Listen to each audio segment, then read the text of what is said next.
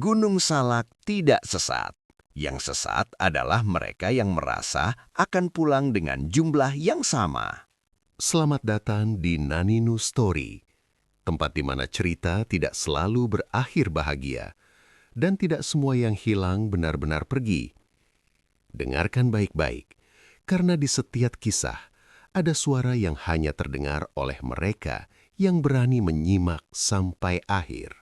Gunung Salak selalu dikenal sebagai gunung yang tidak ramah pada kesombongan manusia. Pagi itu, kabut menggantung rendah, menyelimuti hutan seperti tirai putih yang menutup rahasia lama. Udara dingin menusuk kulit ketika Raka melangkahkan kaki pertama di jalur pendakian Cidahu. Di belakangnya, Sinta merapatkan jaket, sementara Dimas berjalan paling depan dengan wajah penuh antusias, seolah gunung ini hanyalah tantangan biasa. Di pos awal pendakian, seorang penjaga tua duduk di bangku kayu lapuk. Matanya tajam namun sayu, menatap satu persatu wajah para pendaki. Ketika Raka menyerahkan buku tamu untuk ditandatangani, penjaga itu berkata pelan namun jelas, "Ingat, gunung ini bukan sekadar tanah dan pohon. Jaga ucapan, jaga niat." Dimas terkekeh kecil, menganggapnya sekadar cerita lama untuk menakuti pendaki pemula. Sinta hanya mengangguk sopan, sementara Raka merasakan sesuatu bergetar di dadanya, perasaan yang sulit dijelaskan. Langkah mereka semakin jauh meninggalkan peradaban. Suara kendaraan menghilang, digantikan desir angin dan gemerisik dedaunan basah. Jalur tanah merah licin oleh sisa hujan semalam. Beberapa kali Raka merasa seolah ada yang memperhatikan dari balik pepohonan. Namun setiap kali ia menoleh, hanya kabut dan batang pohon berlumut yang menyambutnya. Sekitar 1 jam pendakian, kabut turun semakin tebal. Jarak pandang menyempit hingga beberapa meter. Kompas di tangan Raka berputar tidak stabil. Jarumnya bergetar seperti kebingungan menentukan arah. "Aneh," gumamnya. Dimas menoleh sekilas, lalu melanjutkan langkah tanpa peduli. "Mungkin rusak. Tenang saja, jalurnya jelas." Namun, jalur itu perlahan berubah. Pohon-pohon tampak semakin rapat dan suasana menjadi sunyi tak wajar. Bahkan burung pun seolah enggan bersuara. Sinta berhenti sejenak, menatap ke belakang. Jalur yang baru saja mereka lewati tampak memudar, tertelan kabut putih pekat. Jantungnya berdegup lebih cepat. "Tadi kita lewat sini kan?" tanya Sinta ragu. "Iya," jawab Raka, meski nada suaranya tidak seyakinkan yang ia harapkan. Dimas menghela napas. "Kalian terlalu tegang, gunung memang begini." Mereka melanjutkan perjalanan, namun perasaan tidak nyaman semakin menekan. Angin bertiup pelan membawa aroma tanah basah bercampur sesuatu yang asing, seperti bau kayu tua dan dupa. Raka merasakan bulu kuduknya meremang. Di kejauhan terdengar suara langkah lain menyusul di belakang mereka, lalu berhenti tiba-tiba. Ketika Raka menoleh, tak ada siapa-siapa. Kabut semakin rapat, seolah sengaja menutup jalan pulang.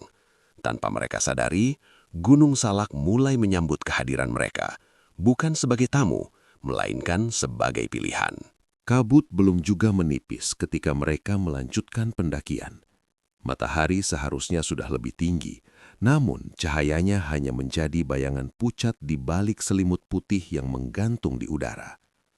Langkah kaki mereka terendam oleh tanah basah, meninggalkan bekas yang cepat hilang tertelan lumpur dan dedaunan. Sekitar 2 jam berjalan, Dimas tiba-tiba berhenti. Ia jongkok dan menunjuk tanah di depannya. "Lihat ini," katanya. Di atas jalur sempit itu terlihat jelas jejak sepatu boot pendaki. Polanya masih baru, tanahnya belum sempat mengering. Namun, yang membuat mereka saling berpandangan adalah satu hal ganjil. Jejak itu berhenti begitu saja, seolah pemiliknya menghilang di tempat. "Tidak mungkin," gumam Sinta. "Kalau belok, pasti ada bekasnya." Raka berjongkok lebih dekat. Ia menyentuh tanah di sekitar jejak itu. Tidak ada tanda terpeleset, tidak ada bekas lompatan, bahkan ranting pun tak patah. Jejak itu berakhir begitu rapi, terlalu rapi untuk masuk akal. Raka mengeluarkan ponsel dan memotret. Naluri dokumentasinya bekerja meski perasaan tidak enak semakin menguat. "Ah, mungkin pendaki iseng," kata Dimas mencoba meremehkan. Namun suaranya terdengar lebih pelan dari sebelumnya. Mereka memutuskan melanjutkan perjalanan.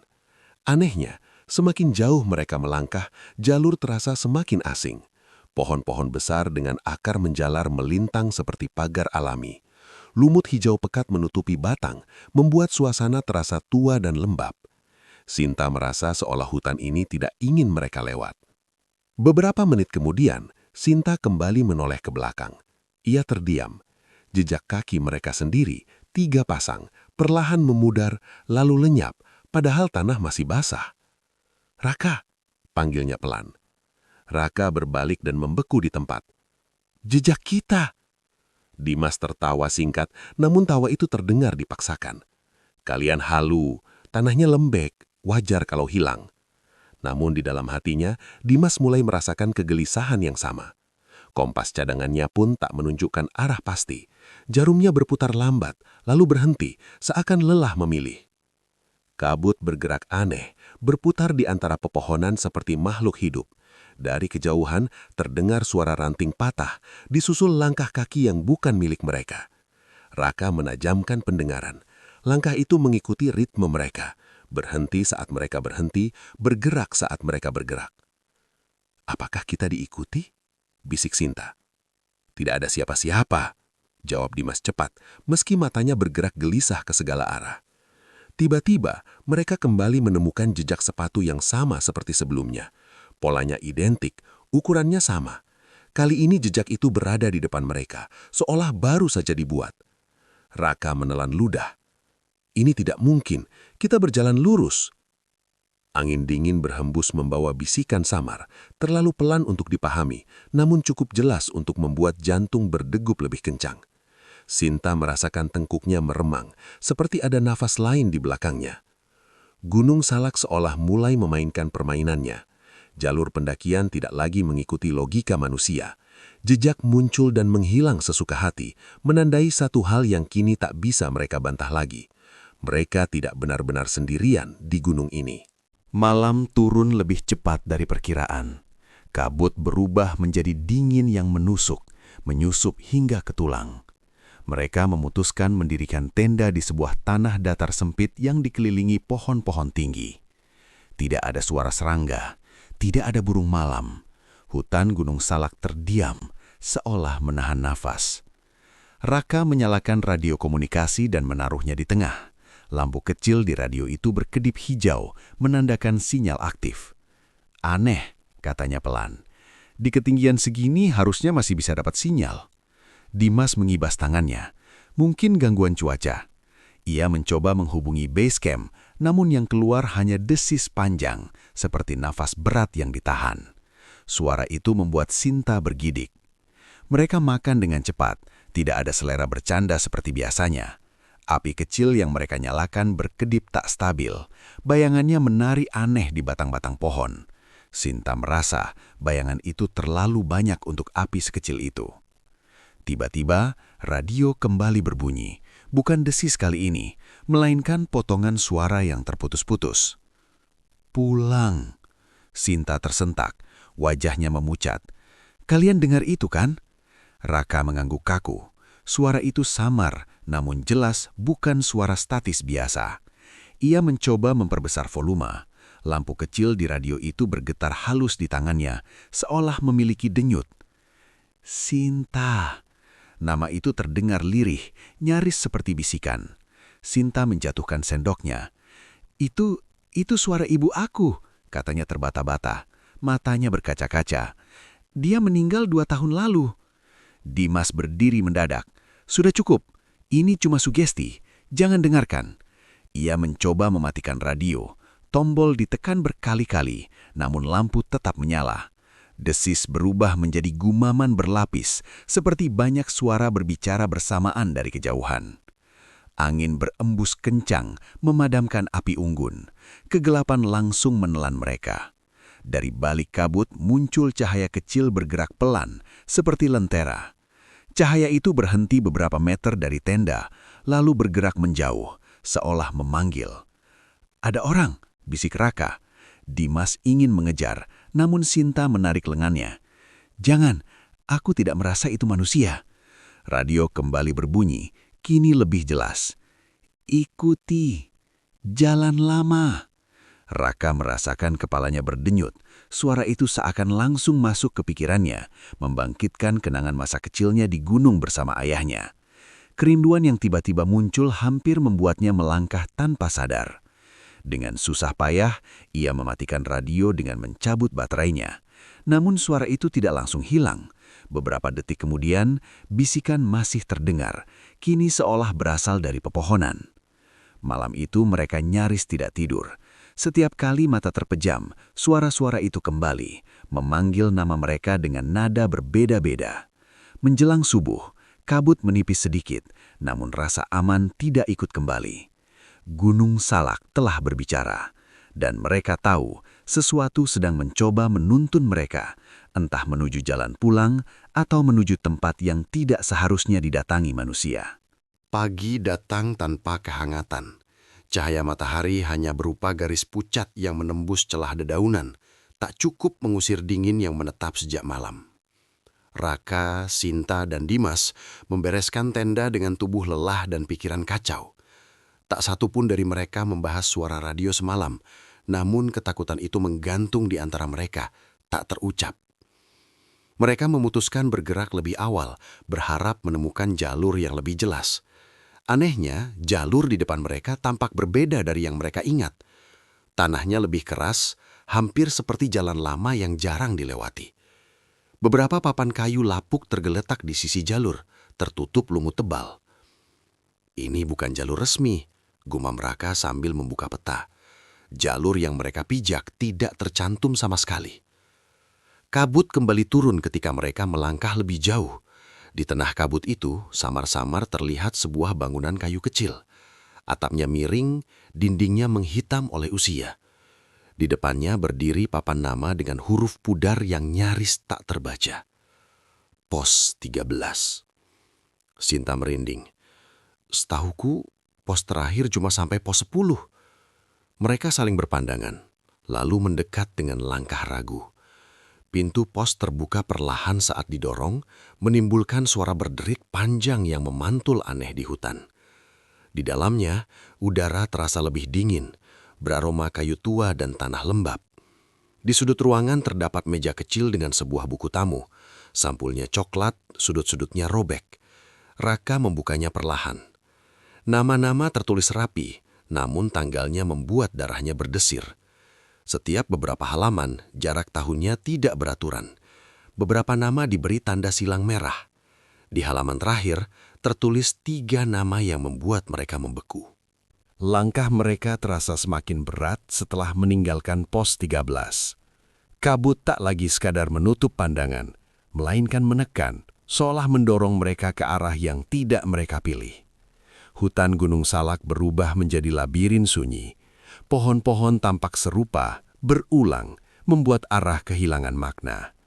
Raka merasa jarak dan waktu melebur, seperti berjalan di tempat yang sama berkali-kali. Dimas berjalan paling belakang, napasnya terputus-putus, matanya sering kosong menatap sela pepohonan. "Kita muter," gumamnya. "Aku yakin, batu itu aku sudah lihat 3 kali." Ia menunjuk bongkahan besar berlumut dengan retakan menyerupai bekas kuku. Sinta menelan ludah. Batu itu memang terasa familiar. Raka memeriksa kompas. Jarumnya berputar pelan, lalu berhenti menunjuk ke arah yang bertentangan dengan instingnya. Peta tak lagi berguna. Jalur yang mereka lalui tak tercantum, seakan mereka telah melangkah keluar dari wilayah yang diakui manusia. Di sebuah celah jalur yang menyempit, seseorang berdiri menghadang. Seorang pria tua dengan pakaian lapuk dan tongkat kayu di tangannya. Topi rimbanya pudar, wajahnya dipenuhi garis usia.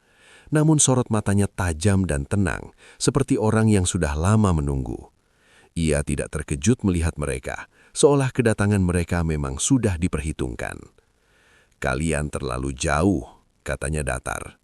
Sinta memberanikan diri bertanya, "Bapak siapa?" Penjaga jalur, bukan penjaga manusia, penjaga batas. Dimas tertawa kecil, namun suaranya bergetar. Batas apa? Pria itu menatapnya lama, terlalu lama. Batas antara yang boleh dan yang diminta. Angin berhembus kencang saat tongkatnya menancap ke tanah.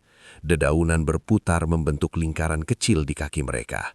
Raka merasakan tekanan di dada, seperti berdiri di tempat yang tak seharusnya diinjak. Gunung ini tidak kejam, katanya. Tapi ia mencatat, kalian datang membawa niat, juga kesombongan. Sekarang gunung menimbang. Apa kami bisa pulang? Tanya Raka pelan. Bisa, jika tahu caranya. Ia mengangkat satu jari. Jangan ikuti suara yang memanggil nama. Jari kedua, jangan mengejar cahaya yang berjalan. Jari ketiga, jika bertemu pos bernomor ganjil, lewati tanpa masuk. Sinta gemetar mengingat pos 13. Kalau kami sudah melanggar, pria itu tersenyum tipis, senyum tanpa kehangatan. Maka gunung akan meminta pengganti, bukan selalu nyawa, kadang lebih mahal. Dari kejauhan terdengar alunan halus, seperti gamelan dipukul perlahan. Nada itu membawa rasa rindu yang menusuk. Dimas melangkah refleks, matanya berkaca-kaca. Aku kenal suara ini, seperti kampung nenekku. Jangan dengarkan, teriak Sinta. Tongkat penjaga jalur menghentak tanah. Suara itu terputus seketika. Belum waktumu, katanya tegas, menatap Dimas. Kabut bergerak cepat. Dalam sekejap, pria itu lenyap, meninggalkan jejak tongkat membentuk simbol lingkaran terbelah di tanah. Raka menatap simbol itu lama, merasa ada peringatan yang tak terucap. Menjelang senja mereka mencoba memutar balik, namun jalur menolak. Tanah terasa miring, akar-akar mencuat seperti sengaja menjegal. Dimas semakin sering berbicara sendiri, menyebut nama orang-orang asing. Saat malam turun, mereka berhenti di tepi lembah dangkal. Dari bawah, kembali terdengar alunan samar. Menunggu. Gunung Salak tidak tergesa-gesa. Ia sabar. Dan kesabaran itu adalah ancaman yang paling sunyi. Pagi tidak pernah benar-benar datang di Gunung Salak. Cahaya muncul perlahan di balik kabut, pucat dan dingin, tanpa kehangatan matahari. Raka terbangun dengan tubuh pegal, seolah telah berjalan semalaman, padahal ia yakin baru memejamkan mata beberapa menit lalu. Di sekelilingnya, hutan masih sama, sunyi, lembab, dan menekan. Sinta duduk sambil menatap jam tangannya. Aneh, katanya pelan. Jamku berhenti di pukul 6. Raka mengangkat jamnya sendiri. Jarumnya bergerak normal, menunjukkan pukul 5:30. Dimas tertawa lirih. Jamku jam 9. Tidak ada yang bercanda. Ketiganya saling menatap dengan perasaan tak nyaman. Perbedaan waktu itu seperti celah kecil di realitas, cukup untuk membuat mereka ragu pada apapun yang mereka rasakan. Mereka melanjutkan perjalanan. Beberapa menit kemudian, cahaya pagi kembali muncul dari balik pepohonan. Matahari terbit lagi.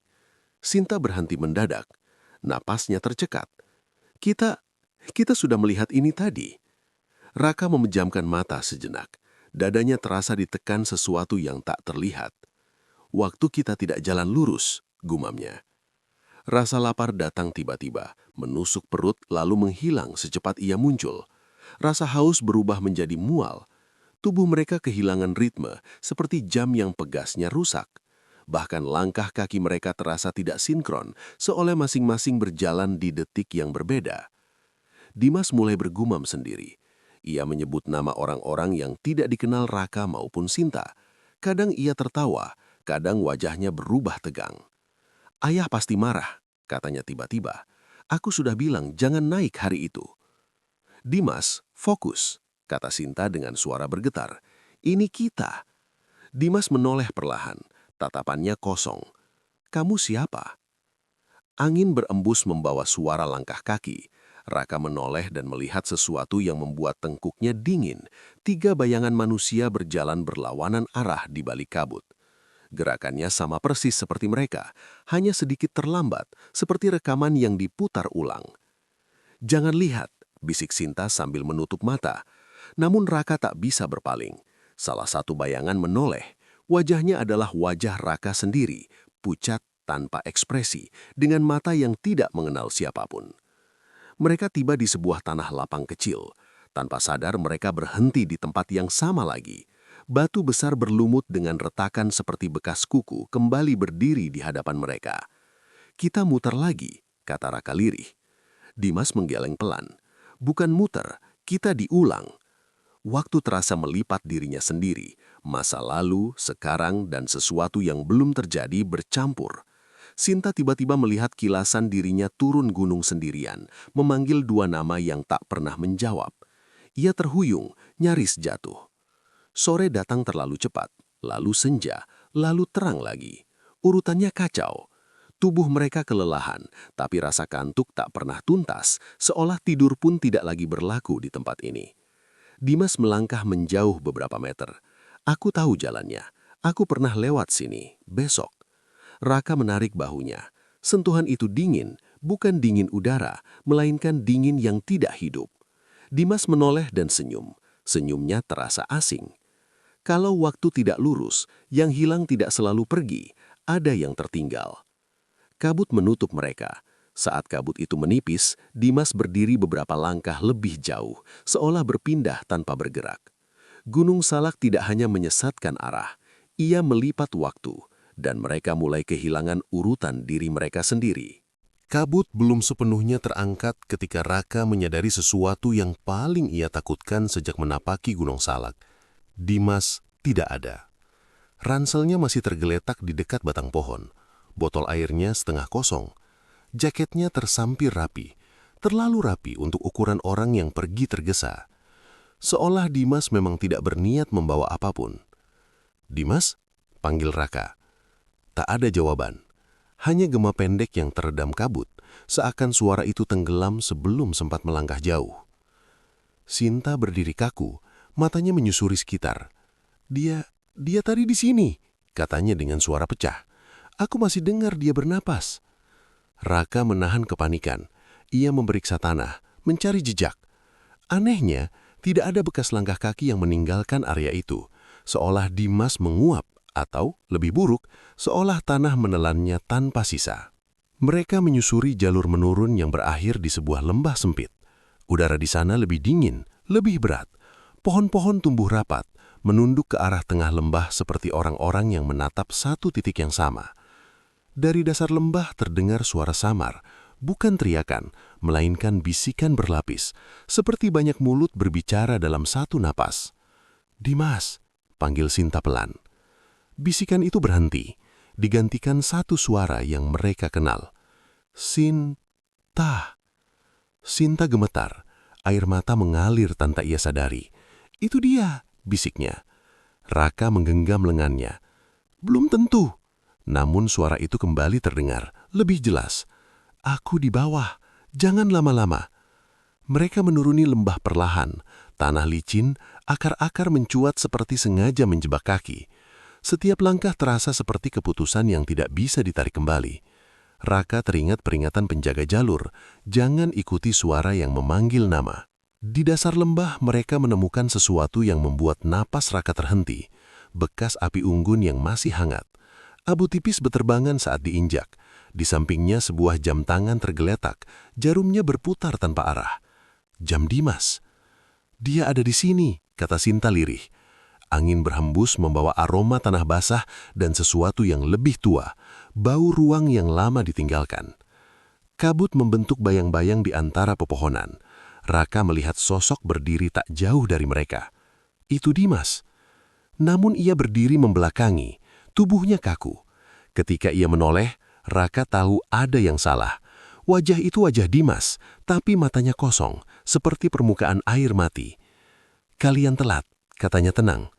"Aku sudah lama di sini." Sinta melangkah maju, terisak. "Kita pulang, Mas. Tolong." Dimas menyenyum tipis. "Aku tidak pergi. Aku tinggal." Kabut menebal. Dari balik pepohonan muncul bayang-bayang lain, manusia dengan wajah samar, berdiri diam menghadap ke arah lembah. Raka merasakan tekanan luar biasa, seperti berada di tempat yang bukan untuk yang bernapas. Gunung ini butuh saksi, dan aku cocok. Tanah bergetar pelan, suara bisikan kembali terdengar. Kali ini jelas, nama mereka berdua dipanggil bergantian. Raka menarik Sinta mundur. Kita pergi, sekarang. Saat mereka berbalik, suara Dimas terdengar sekali lagi, lebih lembut. Jangan cari aku lagi. Yang tertinggal bukan selalu korban. Kabut menutup lembah. Ketika kabut itu terangkat, Dimas sudah tidak ada. Bekas api unggun menghilang, jam tangan itu berhenti berdetak. Hanya lembah yang tetap diam, seolah baru saja menyimpan sesuatu yang berharga. Gunung Salak telah memilih. Kabut menipis ketika mereka tiba di bibir lembah. Namun yang tersingkap justru pemandangan yang membuat dada mengeras. Lembah itu luas dan sunyi, dipenuhi pepohonan rendah yang daunnya pucat keabu-abuan, seolah kehilangan kehidupan. Di tengahnya mengalir sungai kecil dengan air tenang seperti kaca. Tidak ada suara gemericik, tidak ada serangga. Keheningan di sana terasa tidak wajar, seperti tempat yang sengaja disisihkan dari dunia. Sinta berhenti melangkah. Sejak bab 6, ia merasa ada sesuatu yang menariknya ke arah lembah. Bukan dengan paksaan, melainkan dengan bujukan halus. "Aku tidak suka tempat ini," katanya lirih. Rasanya seperti dipanggil. Dimas justru melangkah lebih dulu. Wajahnya tenang, terlalu tenang. "Ini jalannya," ujarnya yakin. "Aku ingat." "Kau ingat dari mana?" tanya Raka menahan lengannya. "Dari nanti," jawab Dimas singkat. Di lembah itu, suara mulai muncul. Awalnya samar, seperti angin yang terjebak di antara bebatuan, lalu menjadi jelas suara orang-orang yang mereka kenal. Raka mendengar ayahnya memanggil dengan nada lembut, sama persis seperti dulu saat mengajaknya turun gunung sebelum hujan. Kakinya gemetar. Sinta menutup telinga, air mata mengalir tanpa suara. Ia mendengar ibunya memintanya pulang, mengadakan bahwa semua akan baik-baik saja. Setiap kata terasa hangat dan menenangkan, bertolak belakang dengan dinginnya udara. "Ini tidak nyata," bisik Sinta pada dirinya sendiri. Namun Dimas berhenti di tepi sungai. Ia berlutut, menyentuh permukaan air. Riak kecil muncul, lalu wajah seseorang terpantul di sana. Bukan wajah Dimas, melainkan seorang pria tua yang tersenyum lembut. "Sudah lama kamu ditunggu," kata pantulan itu. Raka menarik Dimas menjauh. "Jangan sentuh apapun," teriaknya. Suaranya menggema aneh di lembah, seolah ditelan sebelum selesai.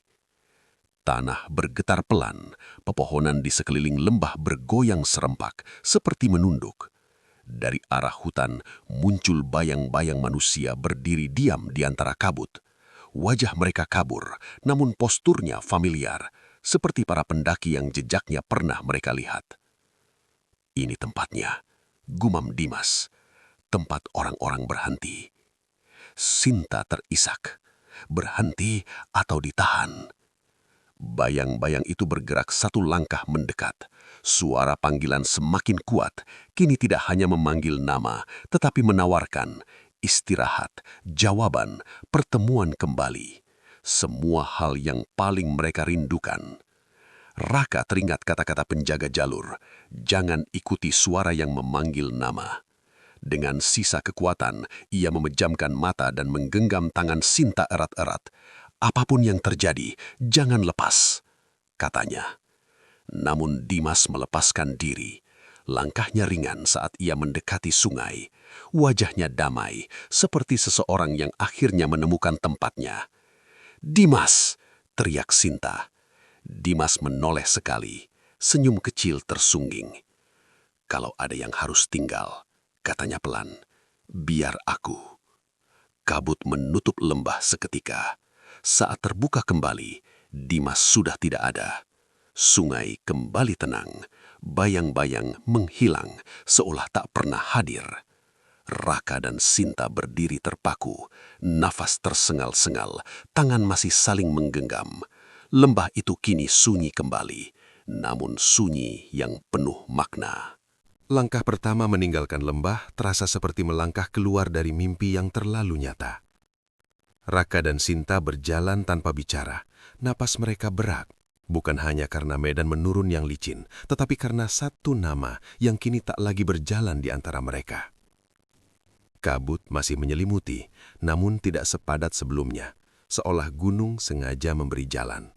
Bukan sebagai belas kasihan, melainkan karena ia sudah mendapatkan apa yang diinginkannya.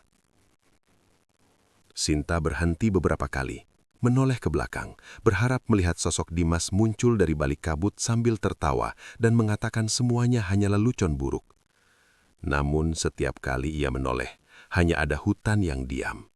Tidak ada langkah susulan, tidak ada suara napas lain. "Kita harus turun," kata Raka akhirnya, suaranya serak. "Selama masih bisa." Arah pulang kini terasa jelas, terlalu jelas.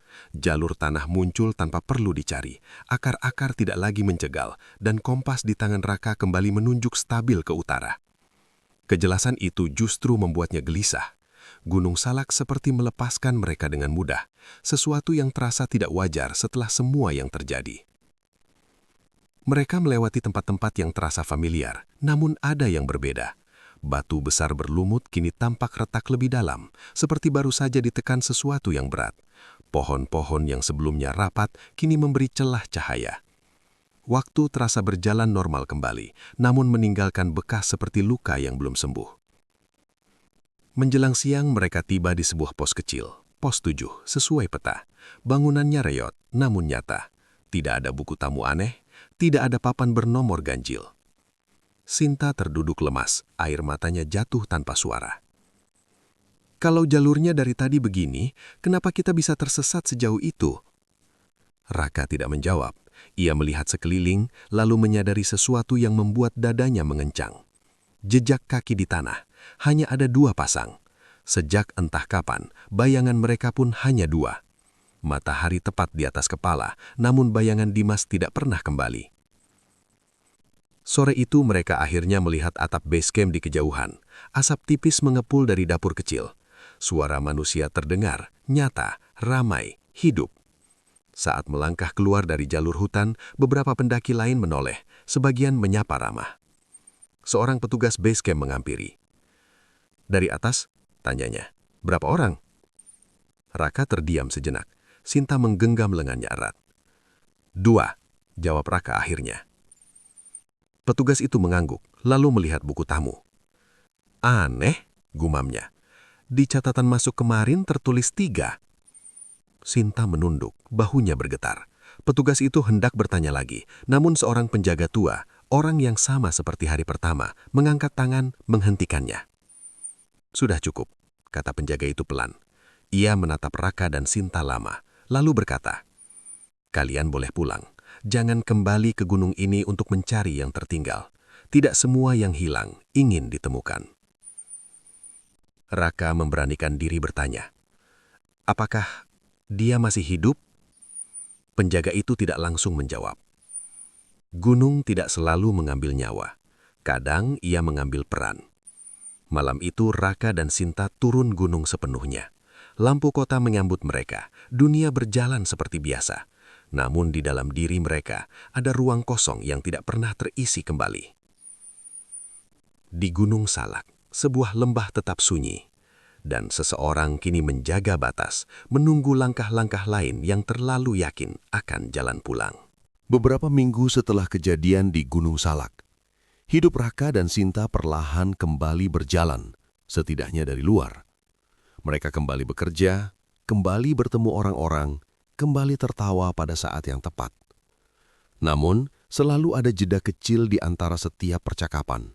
Ruang kosong yang tidak pernah benar-benar terisi, tempat sebuah nama menggantung tanpa pernah disebutkan. Malam adalah waktu yang paling berat. Raka sering terbangun dengan napas terengah. Telinganya masih dipenuhi suara langkah di tanah basah. Dalam mimpinya, ia selalu berada di jalur yang sama, kabut tebal, akar menjalar, dan suara langkah ketiga yang seharusnya ada, namun tak pernah terlihat pemiliknya. Ia bangun dengan perasaan bersalah, seolah meninggalkan seseorang di ambang pintu tanpa menoleh kembali. Sinta jarang bermimpi, namun lebih sering terjaga. Ia duduk di tepi ranjang dengan lampu kecil menyala, memeluk lutut, menatap kosong ke dinding. Kadang ia mendengar namanya dipanggil pelan, bukan suara Dimas, bukan suara manusia yang ia kenal, melainkan suara netral, tenang, seperti angin yang menyusup di sela pepohonan. Setiap kali itu terjadi, ia mengingat pesan penjaga jalur, jangan ikuti suara yang memanggil namamu. Suatu sore, Raka mengajak Sinta bertemu di sebuah warung kopi kecil. Di antara suara sendok beradu dan uap kopi yang naik perlahan, Raka membuka ponselnya. "Aku baru sadar sesuatu," katanya lirih. Ia menunjukkan galeri foto dari pendakian mereka. Banyak foto buram oleh kabut, namun satu foto membuat Sinta membeku. Mereka bertiga berdiri di jalur hutan, Raka di kiri, Sinta di kanan. Di tengah tidak ada siapa-siapa. Namun di tanah jelas terlihat bayangan seseorang berdiri di antara mereka. Bayangan yang utuh, tegak, seolah tubuhnya ada meski wujudnya tak terekam. "Setiap foto setelah pos 13 seperti ini," kata Raka, seolah ia tidak sepenuhnya hilang. Beberapa hari kemudian, Raka menerima pesan singkat dari nomor tak dikenal. Isinya hanya satu baris. Jalur lama masih dijaga. Saat ia mencoba membalas, pesan itu gagal terkirim. Nomor tersebut tidak pernah aktif. Di waktu yang sama, para pendaki di Gunung Salak mulai membicarakan sosok penjaga baru, seorang pria muda dengan wajah tenang dan sorot mata yang terlalu dewasa. Ia jarang bicara, namun selalu muncul di persimpangan jalur saat kabut turun. "Jaga niatmu," katanya pada pendaki yang bercanda berlebihan. "Jangan meremehkan jalan pulang," ucapnya pada yang tergesa-gesa. Tak satu pun petugas base camp menemukan namanya di daftar resmi. Suatu sore, Sinta berdiri memandang siluet Gunung Salak dari kejauhan. Dadanya perih, namun ada ketenangan aneh yang mengalir perlahan. Kalau memang harus ada yang tinggal, setidaknya dia menjaga agar yang lain bisa pulang, bisiknya. Angin berembus pelan dari arah gunung, membawa aroma tanah basah yang samar. Sesaat, Sinta merasa seolah seseorang berdiri di sampingnya menatap ke arah yang sama. Di Gunung Salak, kabut tetap turun seperti biasa. Pendaki datang dan pergi. Sebagian membawa cerita, sebagian hanya diam. Dan di antara jalur yang diakui manusia dan jalur yang disembunyikan gunung, seseorang berdiri menjaga batas, mengingatkan bahwa tidak semua perjalanan berakhir dengan jumlah yang sama seperti saat dimulai. Terima kasih sudah menyimak cerita malam ini di Naninu Story. Jika masih ada rasa tidak nyaman setelah mendengarnya, biarlah itu menjadi bagian dari kisah yang ikut pulang bersamamu. Sampai jumpa di cerita berikutnya. Dan ingat, tidak semua yang kamu dengar ingin dilupakan.